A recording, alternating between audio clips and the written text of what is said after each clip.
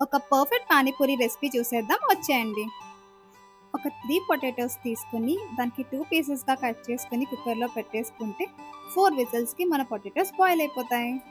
Boil అయిపోయిన potatoes అన్నీ peel చేసుకొని దానికి మంచిగా స్మాష్ చేసేసుకోండి. ఇంకా మసాలాస్ అన్నీ వేసేసుకొని దాంట్లో ఫైన్‌లీ చాప్డ్ ఆనియన్స్ ఇంకా కొరియాండర్ అన్నీ కూడా వేసేసుకోండి.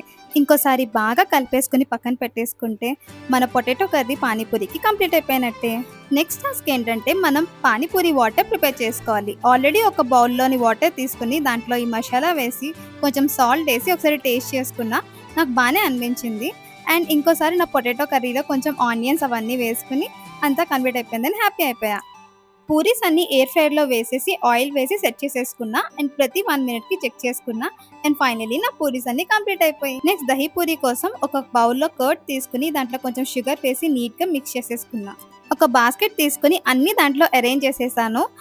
ఇంకా కొంచెం ఎక్స్‌ట్రా ప్యాజ్ డాలో అంటారు కదా! అందుకే కొంచెం ప్యాజ్ కూడా పెట్టేసుకొని ఇంకా నీట్‌గా వెళ్ళి ఫస్ట్ నేనే ట్రై చేయడం స్టార్ట్ చేసి ఒక బైట్ నార్మల్ పానీపూరి, నెక్స్ట్ ఏమో మసాలా పానీపూరి అండ్ దహి పానీపూరి 3 ట్రై చేసేసా. నాకైతే దహి పానీపూరి బా నచ్చింది. అండ్ మీకే పానీపూరి అంటే ఇష్టమో మీరు కూడా కామెంట్ చేసేయండి.